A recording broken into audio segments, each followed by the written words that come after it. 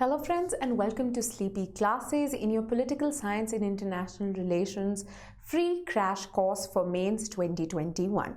Hopefully अब तक आपको जो ये पूरा प्रोसेस है, जिस तरह से हम इसमें आगे बढ़ रहे हैं, आपको उसके साथ कुछ कंफर्ट लेवल डेवलप हो गया होगा।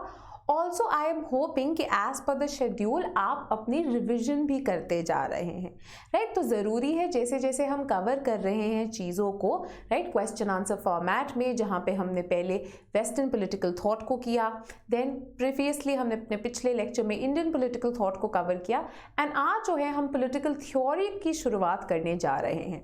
तो I would really request that आप अपने नोट्स जो हैं, जो भी आपने नोट्स बनाए हैं, इन केस आपके नोट्स प्रिपेयर नहीं है तो जिन भी सोर्सेज पे आप रिलाई कर रहे हैं, कुछ जो मेन आपके सोर्सेज हैं, चाहे वो ओपी गौबा की बुक हो in case of political theory या किसी भी और जगह के नोट्स हो, आप प्लीज उनको एक बार अच्छे से रिवाइज करें एंड फिर क्रैश कोर्स देखें, ताकि आपके दिमाग में जो आइडिया है, फ्रेमवर्क है, स्ट्रक्चर है ऑफ आंसर्स, वो बेहतर बैठ सके। साथ ही में जब पॉलिटिकल थ्योरी से जुड़े क्वेश्चंस आपके मेंस के ऑप्शनल के पेपर में आएंगे तो you are able to structure and frame those answers very well as provide the adequate content with scholars names, examples, criticisms, जो भी क्वेश्चन की डिमांड है उस हिसाब से। ठीक है, तो चलिए बढ़ते हैं आज के क्रैश कोर्स की तरफ। अब जैसे कि आपको पता है, हमने western political thought, Indian political thought cover कर लिया है। We will be starting with political theory very quickly, and दो जो हमारे वो हैं उन पे हम डेडिकेट करेंगे पॉलिटिकल थ्योरी को, क्योंकि काफी ज्यादा जो है पॉलिटिकल थ्योरी का सेगमेंट है। So the next entire weekend also, जो सैटरडे एंड संडे है हमारे अगले, they will be also dedicated to covering of political theory via question and answers. Again यहाँ पे हम उन क्वेश्चंस के ऊपर फोकस कर रहे हैं जिनके काफी चांसेस हैं, right, which we feel are probable topics for mains 2021। And again हम एक फोकस कर रहे हैं आपको सिखाना answer writing, right. So even if any other question comes, आपको समझ में आ सके कि क्वेश्चंस के अंदर कीवर्ड्स कैसे पॉइंट आउट करने हैं, किस तरह से हर पार्ट ऑफ द क्वेश्चन को आंसर करना है, एंड एक कोहेरेंट वेल फ्लोड आंसर जो है कैसे बनाना है, so that you can score the top marks possible in political science and international relations optional, right? Again, agar beyond this free crash course, if you're looking to practice your answer writing for political science optional, which is a very important way of getting prepared to write on the D-Day, right? Because आपने, जैसे कि मैं हमेशा बोलती हूँ, test को सिर्फ as a practice mechanism नहीं, लर्निंग मैकेनिज्म भी देखना है।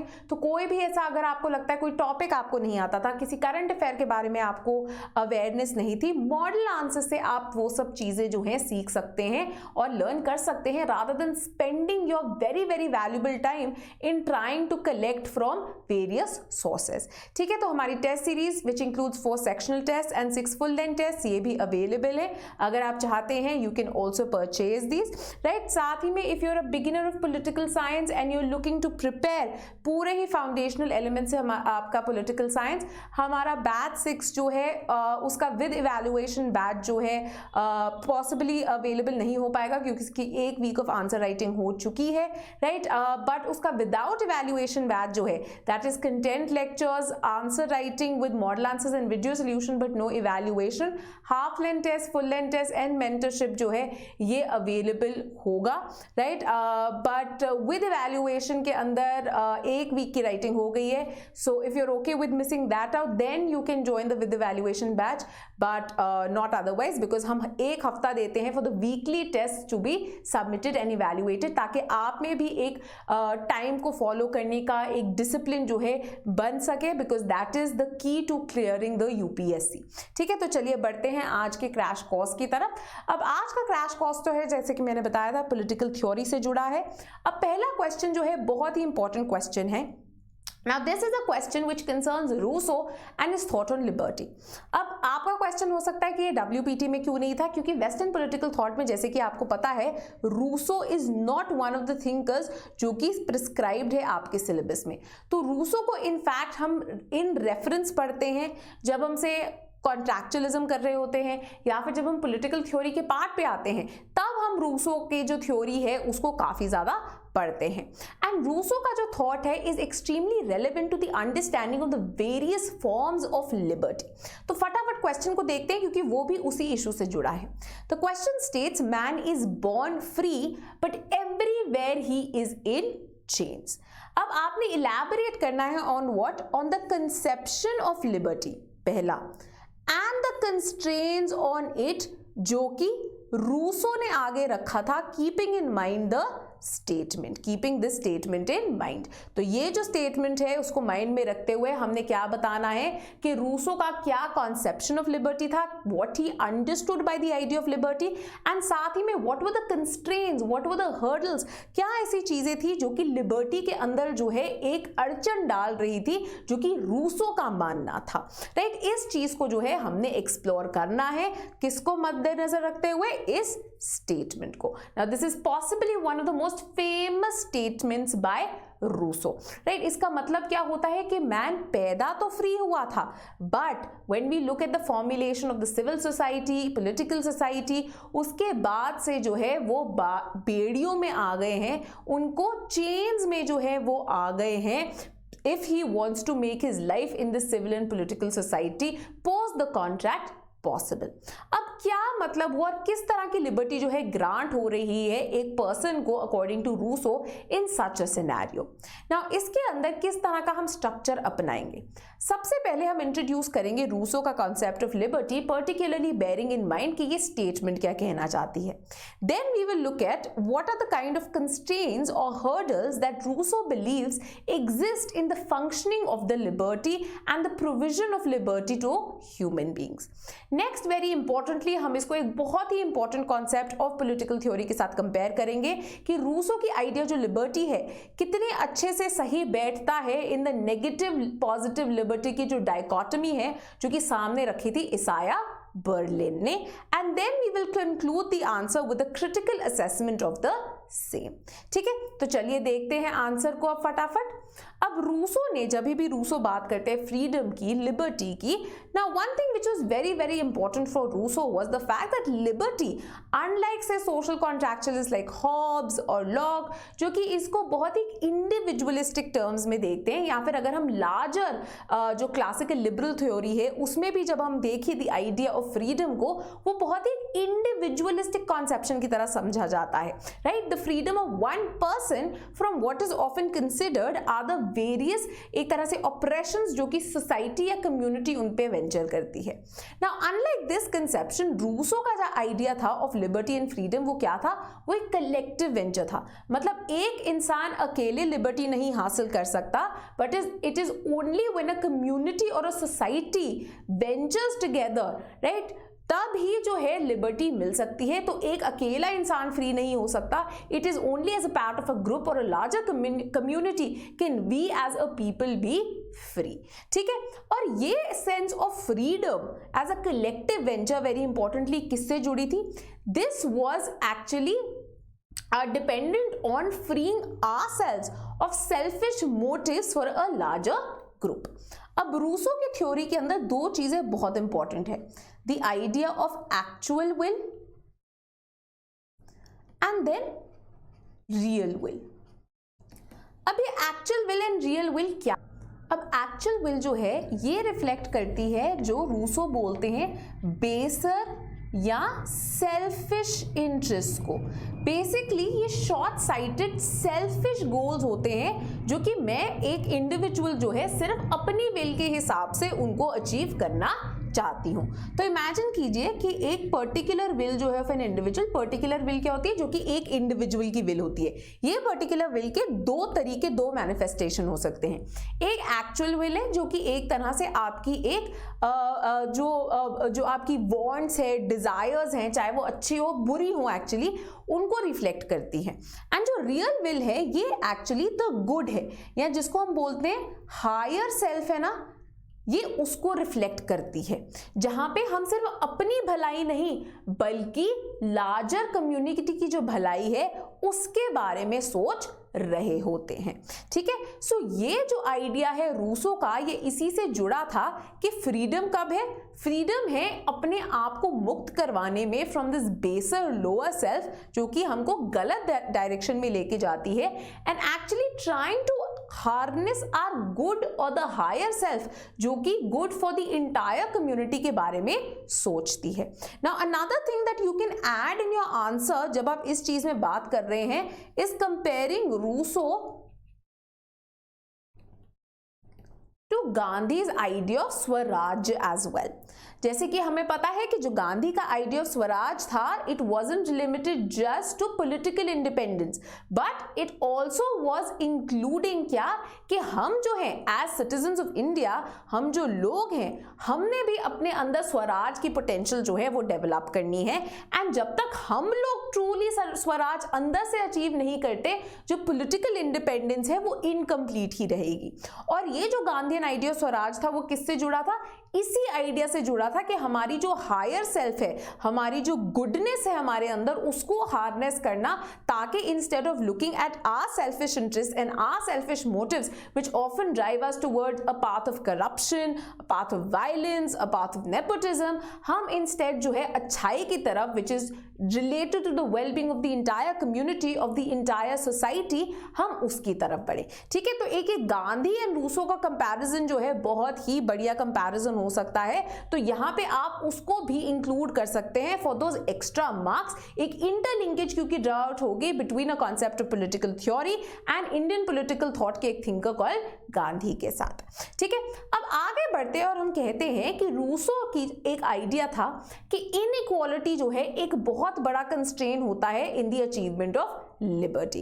ठीक है, अब हॉब्स एंड लॉक जो है वर ऑब्वियसली सोशल कॉन्ट्रैक्चुअलिस्ट, उन्हीं की तरह जो है रूसो भी कॉन्ट्रैक्चुअलिस्ट था, but unlike Hobbes and Locke जिनके लिए लिबर्टी जो है एक नेचुरल राइट था, ये जो है रूसो के लिए एक नेचुरल राइट नहीं था। इनफैक्ट रूसो का यही मानना था, तभी ये उस स्टेटमेंट से रिलेटेड है कि मैन पैदा तो फ्री होता है, but because civil and political society बन जाती है तो वो चेन्स ऑफ स्लेवरी के अंदर जो है टाई हो जाता है, और ये स्टेट ऑफ अनफ्रीडम जो है, ये स्टेट ऑफ स्लेवरी जो है, ये आती है because of the emergence of civil and political society. Because Rousseau के कॉन्ट्रैक्ट के अंदर मैन क्या था? मैन एक नोबल सैवेज था, बिकॉज पहले कोई sense of private property exist नहीं करती थी, हर कोई जो है हर चीज एक दूसरे के साथ शेयर करके कम्युनिटी में जीता था। हाउएवर ओवर टाइम जैसे जैसे कॉम्प्लिकेट होती चलती गई situations, division of labour emerge हुआ, डिवीजन ऑफ लेबर के बाद जो है प्राइवेट प्रॉपर्टी इमर्ज हुई, इनके साथ क्या होने लगा? धीरे धीरे इनइक्वालिटी जो है सोसाइटी में उभर के आने लगी, और इसी के साथ डील करने के लिए जो है एक सोशल कॉन्ट्रैक्ट हुआ। बिकॉज जैसे जैसे इनइक्वालिटी बढ़ी, जैसे जैसे डिवीजन ऑफ लेबर बढ़ा, वैसे वैसे जो है कॉन्फ्लिक्ट्स भी, द आइडिया ऑफ मेरा एंड तेरा इन अ सोसाइटी, वो भी ज्यादा बढ़ने लग गए। तो क्योंकि अब वहां से वायलेंस होने लग गई, तो अब हमें एक कॉन्ट्रैक्ट की जरूरत पड़ गई to create political and civil society so as to maintain law and order in the society. तो ये जो emergence of civil society and political society है, which is based upon certain relations of private property, किसके पास क्या है और उसको safeguard करना, is what often ends up chaining the individuals also, जहां पे they are constantly in a state of comparison कि मेरे पास कितना है और दूसरे इंसान के पास कितना है, ये constantly जो है हमको enslave करता रहता है। Right, so this was one of the main problems जो कि रूसो विटनेस करते हैं, and this is what he said are the constraints on liberty also. सबसे पहला कंस्ट्रेंट क्या है? कि हमारी बेसर नेचर ही, जो हमारी एक्चुअल एंड रियल विल के बीच में लड़ाई चल रही है, right, wherein sometimes our actual will tends to overwhelm our real will, right? We tend our social our selfish motives to overwhelm the well-being of the entire community, and इसके कारण जो है the good of all, that is the general will emerge नहीं हो पाती। सबसे पहली ये जो है is a अड़चन, is a hurdle to achievement of liberty, and secondly and very obviously, जैसे हमने शुरुआत में ही बात कर ली थी, constraints कहाँ से उभर के आते? inequality in society से, जिसके कारण liberty जो है exercise नहीं हो पाती। क्यों? क्योंकि मैं constantly in state of comparison हूं, मैं कॉन्स्टेंटली अपने लिए और वेल्थ अमास करना चाहता हूं, प्राइवेट प्रॉपर्टी बनाना चाहता हूं, and this is what is constantly chaining me also and pushing me towards baser selfish interest and not keeping in mind the wellbeing of the society. तो रूसो के लिए अब अगर कंस्ट्रेंट्स हमको समझ में आ गए हैं, ठीक है, हमने एक ब्रॉड आइडिया ऑफ लिबर्टी समझ लिया, क्या उसके मेन हर्डल्स हैं उनको हमने समझ लिया, तो ऑब्वियसली अब ये फ्रीडम या लिबर्टी का आइडिया क्या होगा, कंसेप्शन क्या होगा। रूसो के लिए one is only liberated, that is one only achieves liberty, कब, जब खुद पर्सनल सर्विट्यूड से जो है उनको छुटकारा मिल जाए। पर्सनल सर्विट्यूड का क्या मतलब है, जब हम अपने सेल्फिश मोटिव से छुटकारा पा लेंगे, जो हमारी बेसर या लोअर सेल्फ है जो कि हमें कैद करके रखती है, जब हम उससे फ्री हो जाएंगे, that is when we will be truly at liberty. And this liberty will be possible how, this liberty will be possible only via obedience to law. ठीक है, तो अब आप कॉन्ट्रास्ट कर सकते हैं इसको हॉब्स से। हॉब्स ने क्या बोला था, liberty only exists when law is silent. On the other hand for Rousseau liberty क्या है, liberty is the obedience of law. Why, because this law is not made by a single ruler, but this law is made by whom, the entire community on the basis of the general will. So what Rousseau conceptualizes is a form of direct democracy, जहां पे मैं अपनी sovereignty किसी को transfer नहीं कर रही, बल्कि it is being exercised in the form of general will, and by adhering to a law I am not adhering or obeying some other person, I am obeying myself, because मेरी भी contribution है in the formulation of this law जिसको मैं बना रही हूं। तो मैं अपने द्वारा बनाए गए laws, अपने द्वारा बनाए गए rules ही जो हैं उन्हीं को फॉलो कर रही हूं, उन्हीं की राह पे चल रही हूं, and that is why by obeying the law I am not unfree, but it is in fact in obeying the law that I am enjoying liberty, that I am enjoying freedom. तो law को उन्होंने किसके साथ equate किया, the expression of general will of the entire community जो है उसके साथ उन्होंने इसको एक्सप्रेस किया था। ठीक है, तो ये बहुत इंपॉर्टेंट है। तो एक तरह से क्या बात की गई, एक तरह से जो पॉपुलर सॉवरेनिटी का आइडिया है, वेरिन इट इज द पीपल जिनसे सॉवरेनिटी डिराइव्ड है, पॉपुलर एंड पॉलिटिकल सॉवरेनिटी को इन्होंने जो इक्वेट किया था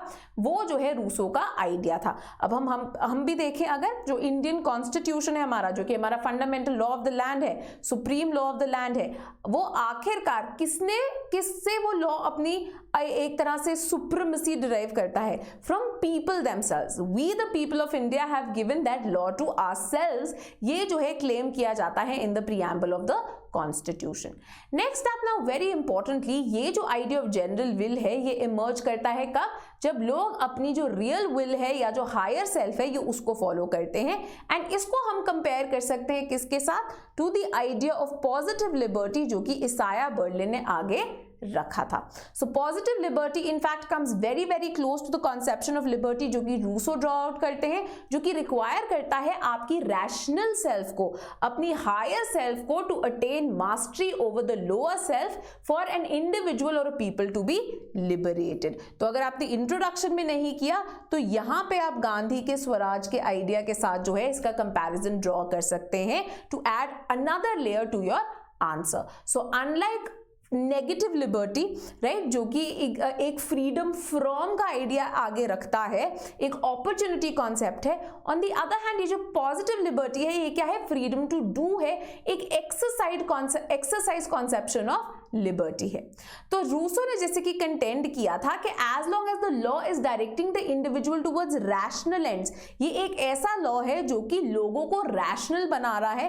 क्यों, क्योंकि often the pursuit of selfish motives clouds our judgement, है ना। हम खुद ही सोच सकते हैं कि बच्चों का मन कर रहा है बंक करनी है क्लास, ठीक है, बंक करनी है क्लास, वहां पे जाके खेलना है, कूदना है, बहुत मजा आएगा, बट वो क्या है, वो हमारी बेसर सेल्फ है। क्या हम good of the entire community को सामने रख रहे हैं, नहीं रख रहे हैं। Why, because tomorrow the entire class might end up failing the exam because they did not study enough. So as long as the law, right, और रूल कि आपने अपनी क्लास बिल्कुल बंक नहीं करनी है, नहीं तो आपको पनिश किया जाएगा, वो आपको डायरेक्ट कर रहा है towards a rational and. Rational and क्या है कि आप अच्छे मार्क्स अचीव कर सके इन द एग्जाम, वो आपको एक्चुअल में लिबरेट कर रहा है rather then oppress. Why? Because class में आप जो सीखेंगे उससे आपकी पर्सनैलिटी डेवलप होगी, उससे आपका ब्रेन डेवलप होगा, it will help you secure a good future and possibly do well later in life. तो वो एक लिबरेटिंग फैक्टर बन जाता है rather than an oppressing factor, even though a person is being at times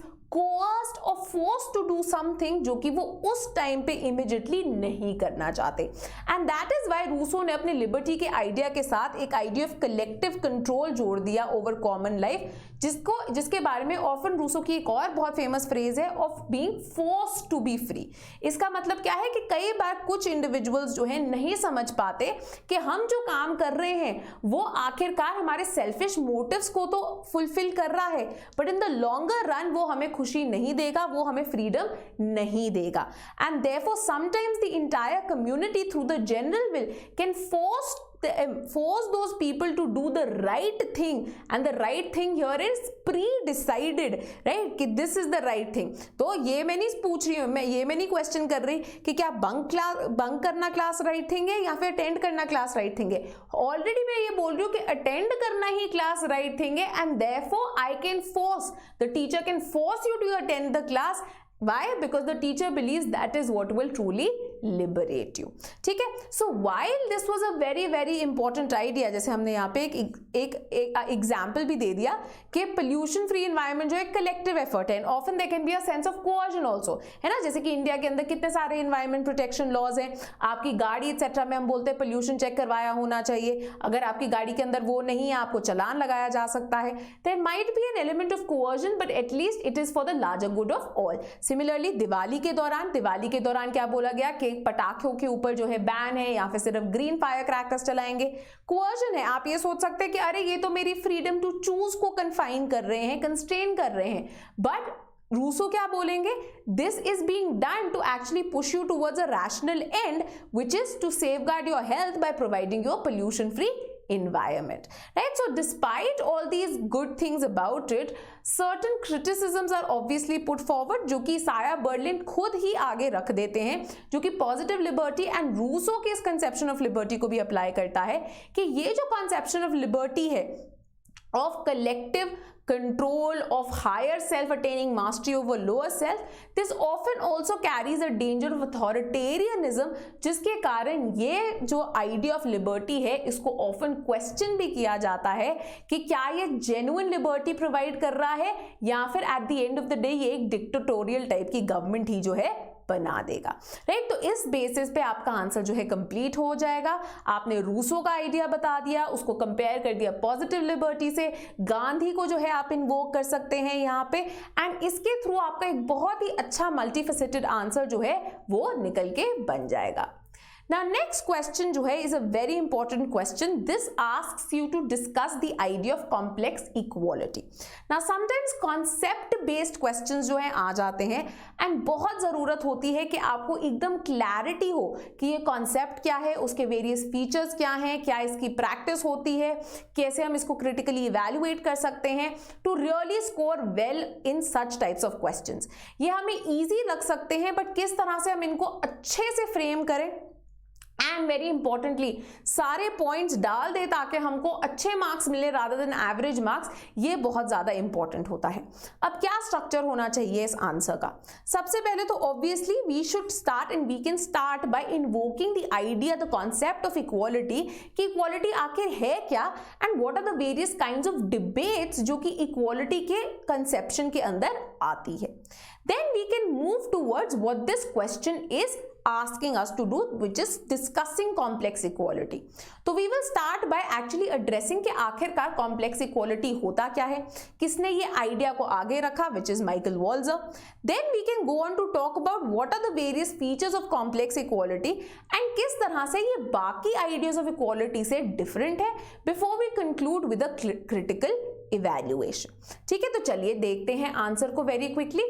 अब answer में हमने शुरुआत कैसे की है, जैसे कि आपको बताया with talking about the general idea of equality. So a very nice starting point or introduction for any of the concepts of political theory can be by referring them to as essentially contested concepts, right? अब जितने भी primary concepts है ना political theory में, सब ही जो है essentially contested है, राइट? ये टर्म जो है इसेंशियली कंटेस्टेड कंसेप्ट किसने दिया था? W.B. गैली ने आगे रखा था। इनका क्या कहना था कि जब भी हम इन बड़े बड़े थ्योरेटिकल कॉन्सेप्ट्स को देखते हैं, इनके ऊपर हर आइडियोलॉजिकल स्कूल ने अपना अपना पर्सपेक्टिव दिया है एंड एक कांस्टेंट डिबेट चल रही है, राइट? चाहे हम लिबर्टी को देख ले, हमने अभी डिस्कस किया कि नेगेटिव लिबर्टी सही है कि पॉजिटिव लिबर्टी सही है। जिस तरह की लिबर्टी लिबरल स्कूल आगे रखता है, क्या वो सही है, या फिर जो मार्क्सिस्ट स्कूल आगे रखता है वो सही है? सिमिलरली इक्वालिटी को लेके ये डिबेट्स हैं, डेमोक्रेसी को लेके डिबेट है। तो हम एक प्रिसाइज यूनिवर्सल डेफिनेशन के ऊपर अराइव नहीं हो पाए हैं। Why? Because every school, every scholar has a different perspective और a way of defining these concepts, and that is why because of the kind of debates that are ongoing with regard to these concepts, इनको हम essentially contested concept बुलाते हैं। ठीक है, तो ये याद रखना बहुत जरूरी है। तो इक्वालिटी मच लाइक जो गैली ने बोला है, क्या है? एक इसेंशियली कंटेस्टेड कॉन्सेप्ट है। इसका मतलब क्या है कि डिफरेंट स्कूल्स ने इसको डिफरेंटली कंसीव किया है। कुछ जो है मानते हैं इक्वालिटी ऑफ वेलफेयर होना चाहिए। On the other hand there are other people like Dworkin जो कि रिसोर्स एगैलिटेरियनिज्म या इक्वालिटी ऑफ रिसोर्सेज की बात करते हैं। Scholars like Amartya Sen have talked about equality of capabilities. Then there is another debate of equality of opportunity जो कि एक मोर लिबरल स्कूल आगे रखता है, वर्सेस इक्वालिटी ऑफ आउटकम जो कि मार्क्सिस्ट स्कूल बात करता है। तो अब इनमें से कौन सा जो डिस्ट्रीब्यूटिव एलिमेंट है ऑफ इक्वालिटी ये सही है, इसके ऊपर एक मेजर डिबेट है, राइट? नाउ इसी डिबेट के अंदर एक बहुत ही इंपॉर्टेंट कंट्रीब्यूशन आती है from Michael Walzer. Why? Because he gives the idea of complex equality. Now Michael Walzer also much like many other theorist, चाहे वो रॉल्स हो, वॉल्जर हो, राइट, इन सब की तरह ये भी जो है क्या है? एक इगैलिटेरियन है। इगैलिटेरियन का क्या मतलब होता है कि इनकी एक बेसिक बिलीफ है कि सोसाइटी के अंदर जो गुड्स एंड सर्विसेज हैं, they should be distributed in an egalitarian manner, in an equitable manner. However, what is the criteria for determining this egalitarianism or this equality? This varies amongst these scholars. ठीक है, अब यहां पे जो है debate हो जाती है कि what is the criteria, what is the metric of equality. क्या रिसोर्सेज को हमें इक्वली डिवाइड करना चाहिए? क्या कैपेबिलिटीज इक्वली डिवाइडेड होनी चाहिए? क्या वेलफेयर इक्वली डिवाइडेड होना चाहिए? क्या इक्वली डिवाइडेड होना चाहिए? अब यहां पे वॉल्जर का मानना है कि ये वेरी आइडिया ही फ्लॉड है कि पूरी सोसाइटीज के लिए एक पर्टिकुलर क्राइटेरिया हो सकता है जिसके बेसिस पे हम डिस्ट्रीब्यूटिव अरेंजमेंट्स जो हैं वो डिसाइड करें। वॉल्जर का क्या मतलब है? इनका क्या कहने का मतलब है कि ये single point of access to the plurality of distributive arrangement, इसको आप सिंपलर लैंग्वेज में भी लिख सकते हैं। ठीक है, अगर आपसे इतनी लैंग्वेज नहीं लिखी जा रही, UPSC is not even expecting you to write this, अगर आपसे ये नहीं लिखा जा रहा, नो प्रॉब्लम, आप सीधा क्या लिख सकते हैं कि वॉल्जर के अकॉर्डिंगली ये डिबेट्स गलत है because there can not be one single universal criteria of deciding the distributive arrangements of all goods in all societies. Why? Because he says societies vary from one another and उन societies में particular goods जो हैं जो को distribute की जा रही हैं उनके साथ जो social significance and social meaning attached होता है वो भी वेरी करता है from one society to the other. ठीक है, अब आप खुद ही सोच लीजिए, अब अमेरिकन सोसाइटी जो है वो कितनी डिफरेंट है फ्रॉम से the Indian society. B R Ambedkar ने एक बहुत इंपॉर्टेंट चीज कही थी कास्ट के बारे में। जब हमने इंडियन पॉलिटिकल थॉट किया था, हमने देखा था कि कास्ट जैसा पेक्यूलियर सिस्टम कहीं और एग्जिस्ट नहीं करता। कहां पे एग्जिस्ट करता है? सिर्फ इंडिया में एग्जिस्ट करता है, कहीं और हमें जो है ये देखने को नहीं मिलता। ठीक है, अब ये इंपॉर्टेंट चीज उन्होंने क्यों कही थी, राइट? अब यही हम वॉल्जर के कॉन्टेक्स्ट में भी देख सकते हैं कि कास्ट के साथ एसोसिएटेड गुड क्या है? आपका सोशल स्टेटस। ठीक है, तो caste becomes a criteria for distribution of a particular good which is what? Your social status.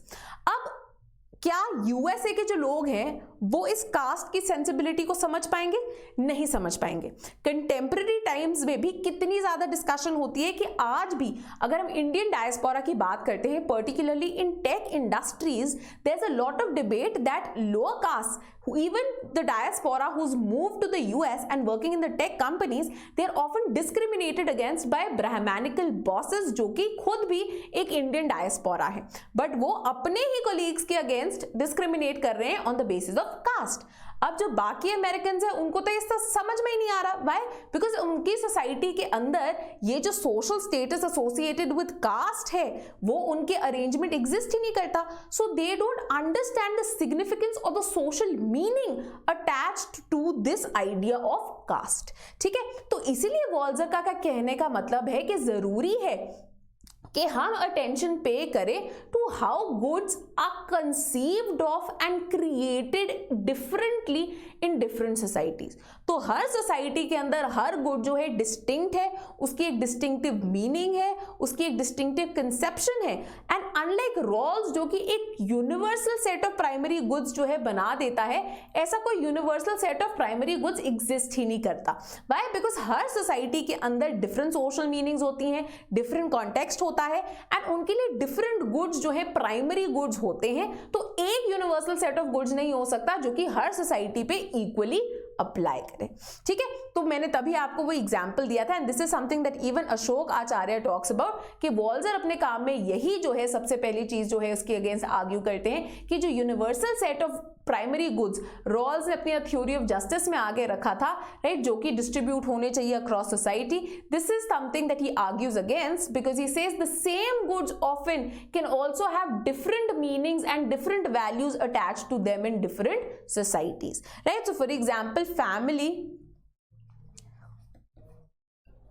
And family से जुड़ी जो कुछ एसोसिएशंस है, राइट, फॉर एग्जांपल अगर हम बच्चों की बात करें, पर्टिकुलरली से जेंडर की, है ना, तो the birth of a baby girl in USA and उसके साथ जो मीनिंग्स अटैच्ड हैं एंड किस तरह से सोसाइटी उसको कंसीव करती है is very different from the kind of things we often witness in Asian societies including India, right. तो कई बार अब यूएसए में तो ऐसा कोई लॉ नहीं है जो कि अल्ट्रासाउंड को बैन करता से जेंडर आइडेंटिफिकेशन वाया अल्ट्रासाउंड को बैन करता है, बट इंडिया में ये बैंड है। क्यों? Because the idea of gender based identity is differently conceived in both the societies. Similarly अगर हम चाइल्ड केयर की बात कर ले, कौन चाइल्ड केयर करेगा, कौन फैमिली को ज्यादा मैनेज करेगा, it is very differently conceived in western and से इंडियन सोसाइटी। तो डिफरेंट सोसाइटीज में डिफरेंट सोशल मीनिंग्स जो है अटैच्ड होते हैं टू वेरियस गुड्स। अब इसी के लिए वॉल्जर कहता है किसी भी सोसाइटी में डिस्ट्रीब्यूट करने के लिए एक पर्टिकुलर गुड को हमें उससे जुड़ा social meaning for that particular society हमें समझने की जरूरत है to really provide for equitable distribution. Therefore Walzer argue करते हैं कि हर सोसाइटी के लिए और साथ ही में सोसाइटी के हर डिस्टिंक्टिव स्फेयर के लिए हमारे पास एक अलग क्राइटेरिया होना चाहिए जो कि उस स्फेयर के लिए अप्रोप्रिएट हो। ठीक है, तो मतलब क्या हो गया, अमेरिकन सोसाइटी के लिए डिफरेंट होगा, इंडियन सोसाइटी के लिए डिफरेंट होगा। देन अगेन इंडियन सोसाइटी में जो से इकोनॉमिक स्फेयर है, जो पॉलिटिकल स्फेयर है, सोशल स्फेयर है, रिलीजियस स्फेयर है, प्राइवेट फैमिली के अंदर स्फेयर है, हम ये तो नहीं कर सकते कि हर स्फेयर में एक ही क्राइटेरिया अप्लाई हो, नहीं। Why? Because that is also not correct, because her sphere में अलग अलग क्राइटेरिया की रिक्वायरमेंट होती है डिपेंडिंग ऑन किस तरह से वो स्फेयर जो है काम करता है। ठीक है, तो वॉल्जर क्या कहते हैं कि rather than same distributive standards across different spheres, हर स्फेयर जो है उसके अंदर डिफरेंट क्राइटेरिया होना चाहिए टू इंश्योर कि जो डिस्ट्रीब्यूशन ऑफ गुड्स है इन एक sphere does not end up creating unfair advantages for those people in another sphere as well. ठीक है, अब इसका मतलब क्या हुआ ये आप एग्जाम्पल से समझ सकते हैं। जैसे कि फॉर एग्जाम्पल अगेन इंडिया में हम कास्ट सिस्टम का एक आइडिया लेते हैं।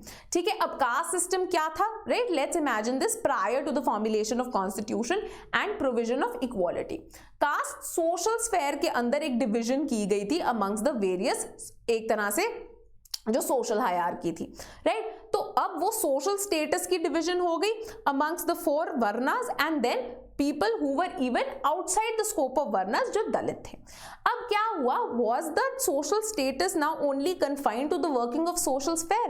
No, the advantages of a higher social status also spilled over in other spheres. For example, because the Brahmins were given this exalted status in the social sphere, they also ended up hijacking all the education opportunities.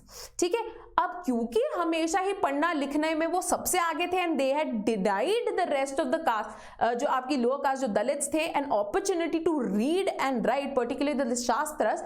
जब British भी आए, they were the first ones to avail of the best opportunities for education, and because of that economic sphere में भी जो है ये outcome देखा गया, जहां पे all the top bureaucratic jobs और whatever was made available by the British, it was these upper caste who were capitalising on them. And इसी के कारण क्या हुआ कि क्योंकि इनकी एजुकेशन एंड इकोनॉमिक अपॉर्चुनिटीज बेहतर होती जा रही थी, they were also able to look through the colonial rule and demand national freedom, and therefore they ended up becoming leaders in the political struggle also, and then later on in free India also.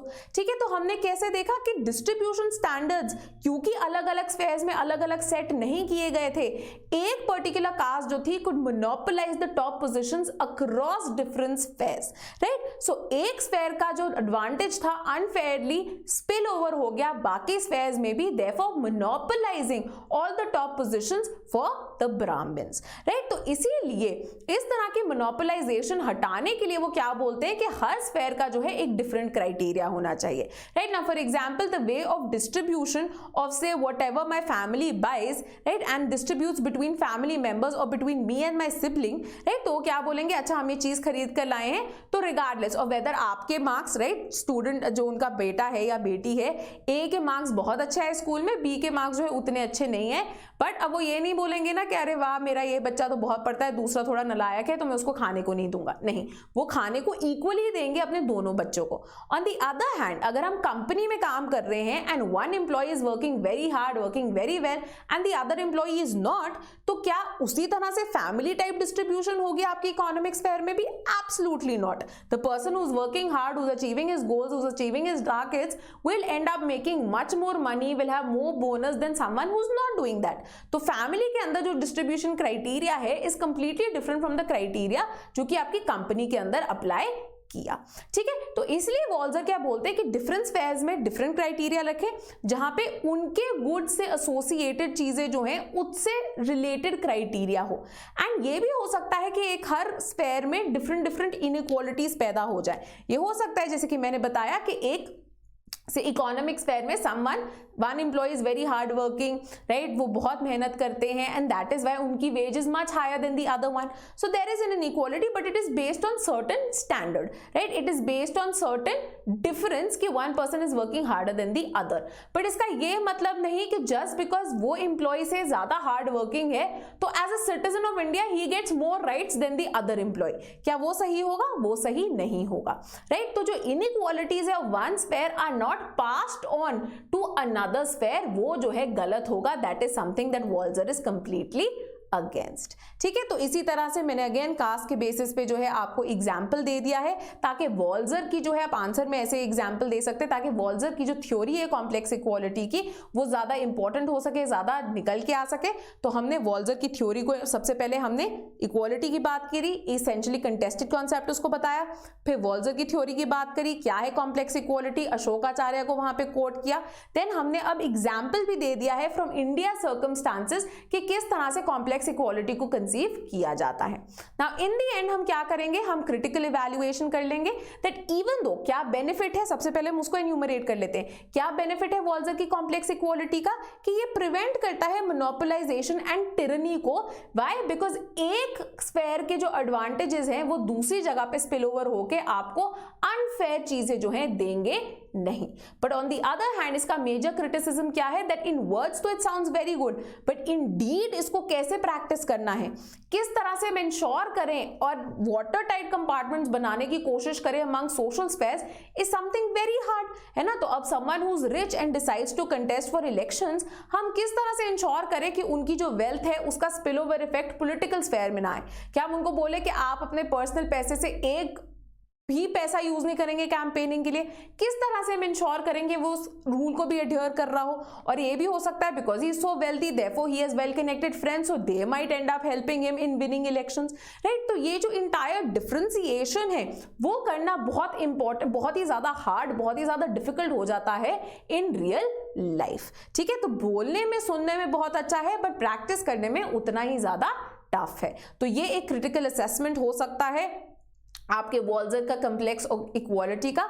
And on this note we can conclude the answer. Now the next answer is again very very important, it is related to now the topic of justice, ठीक है। और यहां पे क्या मांगा गया है, यहां पे मांगा गया है examining the feminist critique of John Rawls theory of justice. तो जॉन रॉल्स की थ्योरी नहीं, क्या इन्होंने मांगा है कि उसका फेमिनिस्ट क्रिटिक क्या है, आपने वो लिखना है। तो क्या होना चाहिए structure and framework of answer. सबसे पहले तो ऑब्वियसली जिस चीज को आप क्रिटिसाइज कर रहे हो उसको आप संक्षेप में बताएंगे। तो यहाँ पे ये नहीं आप जॉन रॉल्स के ऊपर पेजेस पे पेजेस लिखते बैठ जाओ कि उसकी थ्योरी ऑफ जस्टिस क्या है, नहीं। बस इंट्रोडक्टरी पैरा में जो ब्रॉड कॉन्टोर्स हैं जॉन रॉल्स की थ्योरी ऑफ जस्टिस के, उसको आप फटाफट 4 to 5 लाइंस के अंदर जो है एक्सप्लेन कर देंगे। जो मेन बॉडी है that has to be dedicated towards various criticisms जो कि डिफरेंट फेमिनिस्ट स्कॉलर्स ने आगे रखा है। That should be the mainstay कि जॉन रॉल्स के कौन से aspect of the theory of justice पे कौन सी फेमिनिस्ट स्कॉलर ने क्या क्रिटिसिज्म किया है वो आपने डिस्कस करना है। And in the end conclusion के अंदर हमें critical evaluation and critical assessment जो है करेंगे। Now we've started by what? Started by explaining John Rawls' theory of justice very briefly कि क्या है, it is one of the most influential theories, right, of justice। procedural justice के बारे में बात करते हैं, distributive justice के बारे में बात करें कि basically distribution कैसे करनी है। आपने ये set of primary goods की in the society, उसके लिए जो एक perfect procedure है, जो सबसे apt procedure है जिसके through social and political institutions काम करेंगी, उसको बनाने की कोशिश करते हैं John Rawls. and this he does via conceptualizing this thing called an original position, जहां पे people are behind a veil of ignorance, and उस दौरान जो है वो अपने principles of justice बनाते हैं, right, जिससे निकल के आती हैं आपके दो main principles of justice, right, आपका first principle and second principle जिसके दो आगे पाथ। तो पहला प्रिंसिपल जो है आपका प्रिंसिपल ऑफ लिबर्टी है कि हर किसी को एक basic set of extensive liberties जो है इक्वली मिलेगा।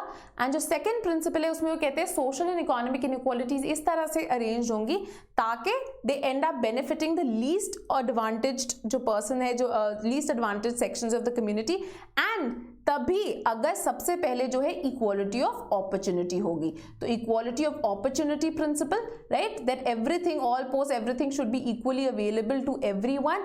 And if there is any kind of inequality which is done for, right, वो सिर्फ तब होगी ताकि अगर लीस्ट एडवांटेज है या फिर जो सबसे वल्नरेबल या मार्जिनलाइज्ड पॉपुलेशन है इन द सोसाइटी उनका भला हो रहा हो। So this is called your difference principle, ठीक है। यहाँ पे प्रिंसिपल्स लिखने की आपको खास रिक्वायरमेंट नहीं है, अगर आपके पास जगह है, टाइम है तो आप लिख सकते हैं, नहीं है तो कोई लिखने की जरूरत नहीं है, ठीक है। Now we go on to talk about the criticism, particularly the feminist criticism जो कि आगे रखा गया है। सो वी से कि रॉल्स की थ्योरी इवन दो इतनी इन्फ्लुएंशियल है, it has received criticisms from numerous quarters. So people like Amartya Sen have criticised it, people like communitarians, right, so Michael Sandel etcetera जो है इन्होंने इसको क्रिटिसाइज किया है। Similarly feminist scholars also join these various groups in criticising roles. Now the chief among these feminist critics is Susan Moller Okin, जो कि अपने काम जस्टिस, जेंडर एंड फैमिली में क्रिटिसाइज करती हैं रॉल्स की थ्योरी को। अब क्यों क्रिटिसाइज करती हैं? वो कहती हैं much like other philosophical works on justice, Rawls का भी जो काम है वो क्या करता है, वो एक डिवाइड कर देता है पब्लिक एंड प्राइवेट स्फेयर के बीच में, जहां पे ये जो जस्टिस के प्रिंसिपल्स उन्होंने कंसीव किए हैं, ये जो प्रिंसिपल्स हैं ये किसको अप्लाई करते हैं, ये अप्लाई करते हैं सिर्फ पब्लिक स्फेयर में and not to the private sphere. So family जहां पे विमेन होती हैं which is in the private sphere, they are relegated to being beyond the application of principles of justice। तो फैमिली क्या है, फैमिली एक private sphere है and therefore जो जस्टिस है वो कहां तक लिमिटेड है, सिर्फ पब्लिक स्फेयर पे। इवन दो एंड क्या होता है, this ends up overlooking family को as a place of ensuring justice. Why? Because the way family works, right? And the way the family is conceived is itself constituted, what she says, in the public world of laws and institutions. इसका basically मतलब क्या है? इसका मतलब क्या है कि अब हम फैमिली खुद तो डिसाइड नहीं कर सकते. अगर अब हम इंडिया में देखें द आइडिया ऑफ फैमिली, क्या होता है फैमिली? हम कह रहे हैं एक मैन एंड वुमन जब मैरी करते हैं और उनके आगे बच्चे हो जाते हैं तो वो एक फैमिली बन गई, right? Now even though section 377 has been read down, can 2 women or 2 men get married, have a child and start a family? No. Why? Because it's not allowed via laws, right? So who can formulate a family? Family के अंदर क्या rules हैं? So for example domestic violence हो गया, right? या फिर जैसे कि मैंने बताया who can marry whom, right? अब ये जो पूरी एक इशू जेनरेट होता है इंटरकास्ट, इंटर रिलीजियस मैरिजेस का, right, that is also informed by what? Laws. तो फॉर एग्जाम्पल अगर एक इंटर रिलीजन मैरिज है तो स्पेशल मैरिजेस एक्ट के तहत जो है उनको करनी पड़ेगी.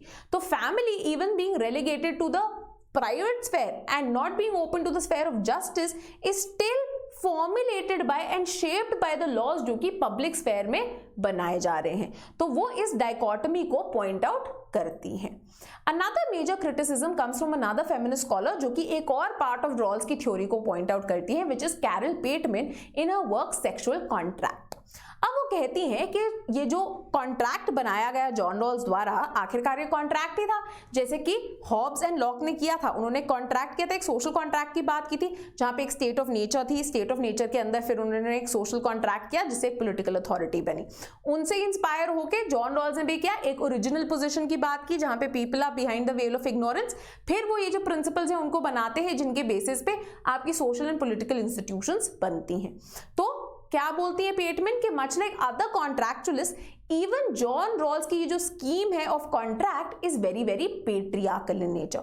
Why is it patriarchal in nature? Because original position में behind the veil of ignorance the people who end up deciding on the principles are often whom heads of the households.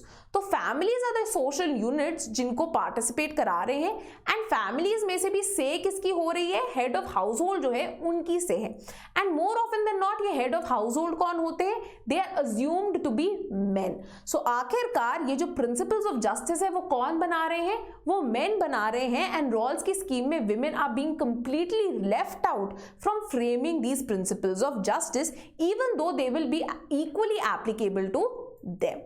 The last very important criticism comes from different feminists like Carol Gilligan, right? जो कि अपनी ethics of care में क्या point out करती है?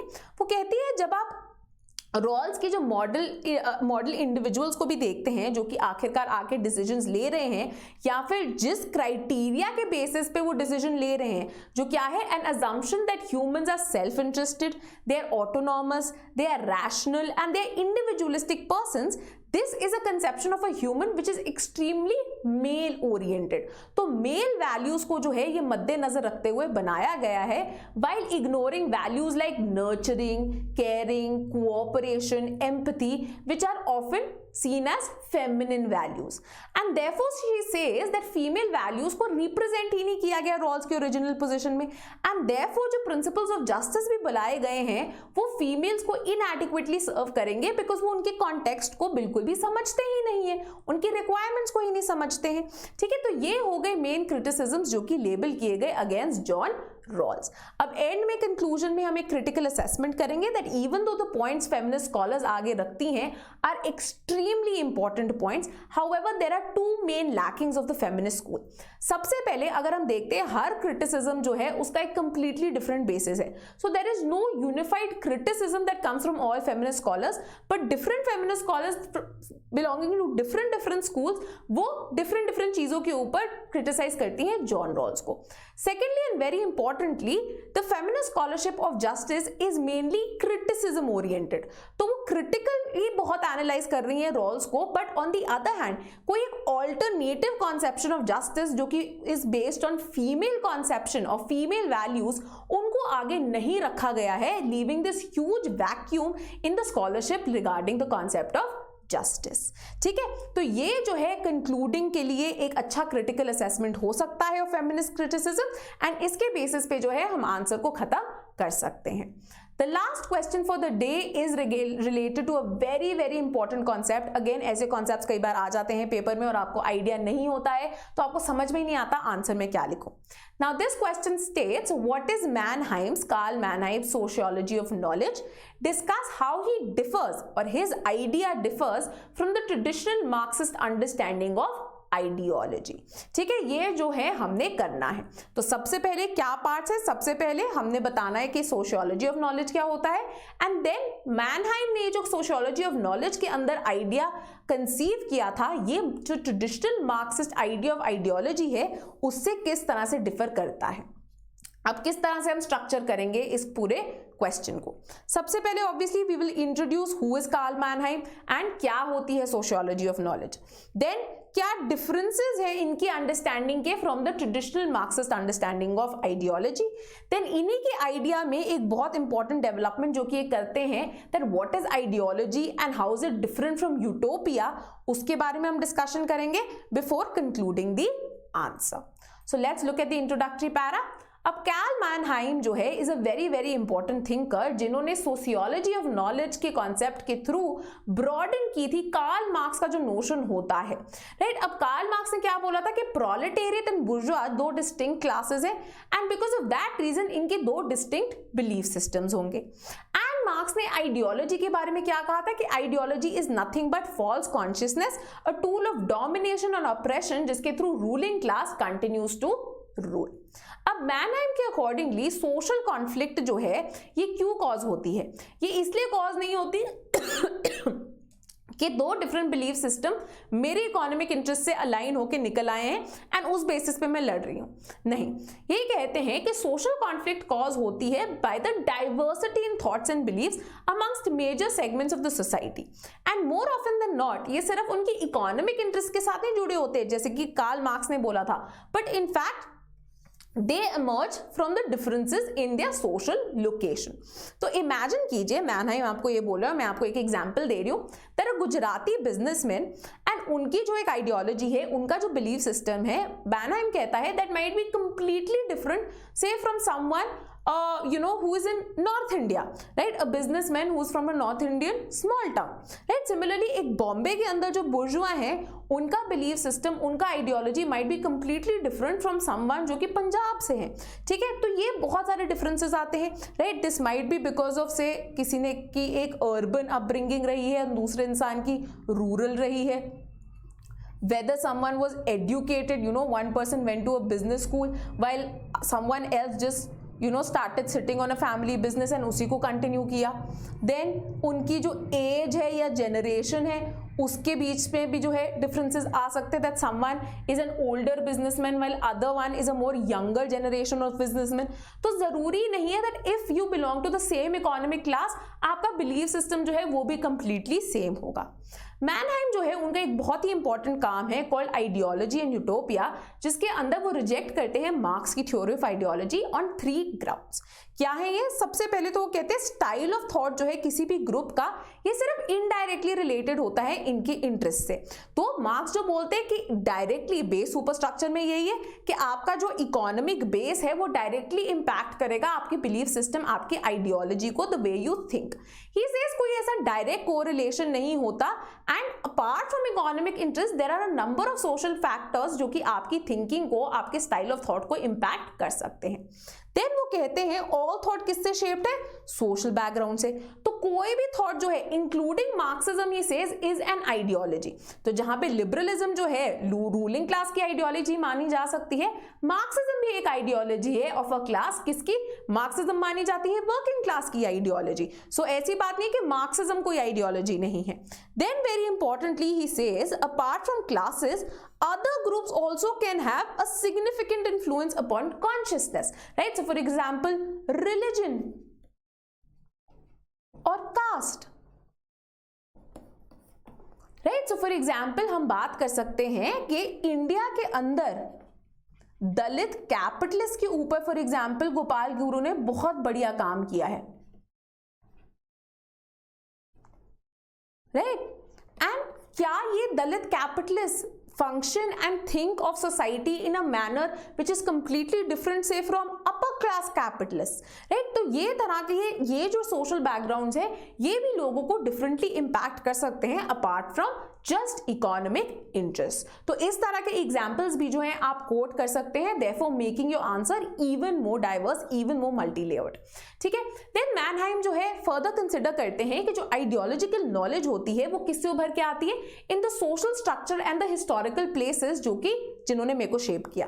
And very importantly वो कहते हैं नॉर्मल पीपल नहीं, सोशल साइंटिस्ट भी इससे जो है इंपैक्ट होते हैं। So whatever a social scientist may be saying can come from the way that he was raised और the way that he was brought up. अब हम ये तो कितनी बार देखते हैं, जैसे कि फॉर एग्जांपल अगर हम बात करते हैं थॉमस हॉब्स की एंड जिस तरह से उन्होंने कंसीव किया था कॉन्ट्रैक्चुअलिज्म को and the kind of political authority in the form of Leviathan that he created was completely different from the kind of political authority in social contract जो कि लॉक ने किया। अब ये इतना मैसिव डिफरेंस क्यों आया था? Because of their respective social context. While Hobbes ने एक बहुत ही ब्लडी रेवोल्यूशन देखी थी, बहुत वायलेंस देखी थी, so therefore he was craving stability. वही on the other hand Locke was someone who had witnessed the golden revolution, a non-violent handover of power when people rebelled, and therefore he left space for people's revolution and a change of power if people required।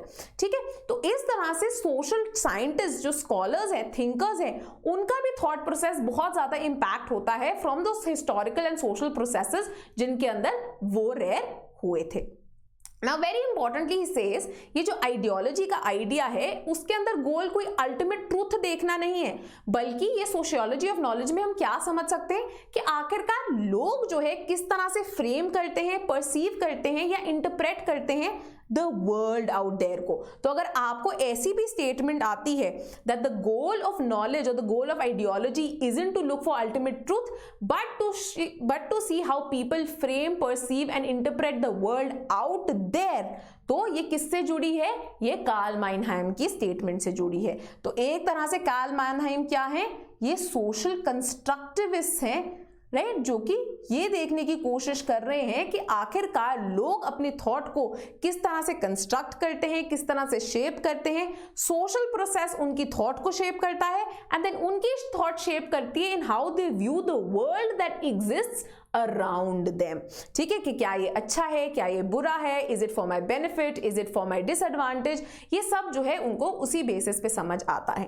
And इसीलिए Mannheim कहते हैं there can be two sorts of ideology. एक is the particular ideology, ये basically local representation होती है of things in the world, जो कि specific interest या स्पेसिफिक पॉइंट्स ऑफ व्यू से जो है इमर्ज होके आती है, राइट। तो ये एक तरह से ऑब्सक्योर कर सकती है फैक्ट्स को। सो फॉर एग्जाम्पल हम बात कर सकते हैं Hindutva as a particular ideology को, right. So for example completely always trying to say that Hindus are at a danger of being outnumbered, Hindus जो है इनके पास पावर नहीं है, बाकी कंट्रीज जो कि से मुस्लिम कंट्रीज हमें सराउंड करती है दे माइट ओवरवेलम अस। ये क्या है? पर्टिकुलर आइडियोलॉजी हो गई, डेलिबरेटली ऑब्सक्योर कर रही है कुछ फैक्ट्स को अपने स्पेसिफिक इंटरेस्ट को प्रमोट करने के लिए। Then another thing we have is a total ideology which is a more global, a more unitary conception of figuring out of how life works, of how history works and to figure out कि आखिरकार एक man की essence क्या है, right, क्या एक idea of individual है। And rather than focusing on just particular individual, ये एक पूरी कलेक्टिव, पूरी मैनकाइंड के बारे में बात करने की कोशिश करती है। तो फॉर एग्जाम्पल जैसे कि मार्क्सिस्ट व्यू था कि एक इंडिविजुअल की थिंकिंग जो है सिर्फ पर्टिकुलर इंटरेस्ट पे बेस नहीं होती, बल्कि उनकी सोशल पोजीशन से, उनकी इकोनॉमिक इंटरेस्ट जो है उससे डिराइव होती है। Now very importantly, apart from this, Mannheim also goes a step ahead and differentiates ideology from utopia. वो कहते हैं आइडियोलॉजी क्या है? आइडियोलॉजी जनरली स्टेटस क्वेस्ट होती है, मतलब जो जैसे प्रेजेंटली चलती आ रही हैं चीजें वो वैसे ही इनको कंटिन्यूड रखना चाहते हैं। On the other hand utopia क्या होता है? यूटोपिया हमेशा हम जो आइडियल होता है उसको बुलाते हैं हम यूटोपिया।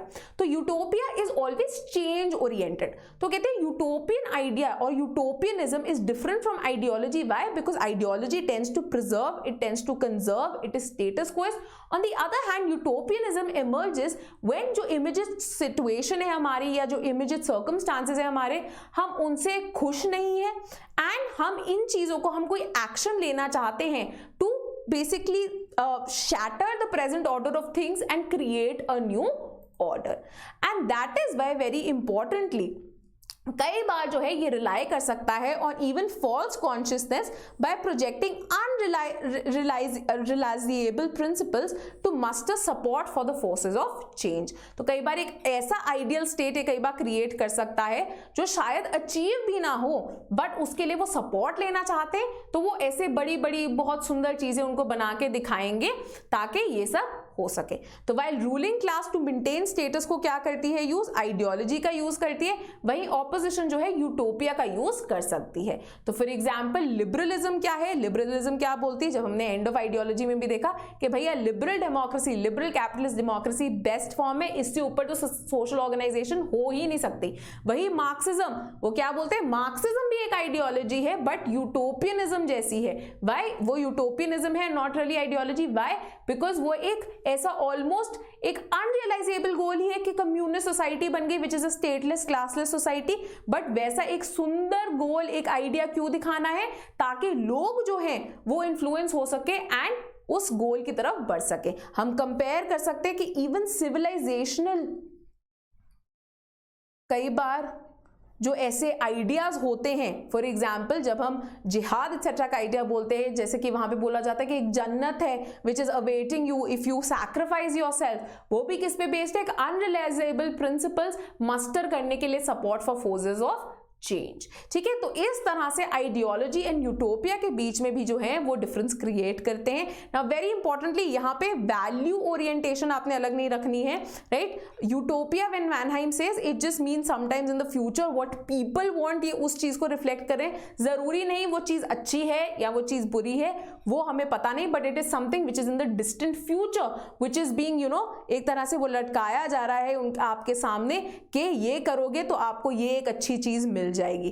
ठीक है, तो ये जो है यूटोपियनिज्म के बारे में बात की जाती है एंड इस बेसिस पे हम कार्ल मैनहाइम और उनकी सोशियोलॉजी ऑफ नॉलेज के ऊपर एक अच्छा आंसर लिख सकते हैं एंड उसको कंक्लूड कर सकते हैं, right. So these were the 4 answers that we did for today. Next weekend again हमारे जो है 2 classes will be dedicated entirely to the question and answer for political theory, जो कि एक बहुत ही इंपॉर्टेंट पार्ट है। Go through your notes, revise your OP Gauba, right, या फिर अगर आप एंड्रू हेवुड पढ़ रहे हैं उसको रिवाइज कर लीजिए, ठीक है, बट रिवाइज कीजिए साथ साथ में, और साथ साथ में टेस्ट भी लिखते रहिए, because this is what will really help you score well in your PSIR optional, right? So this is all for now. Thank you and keep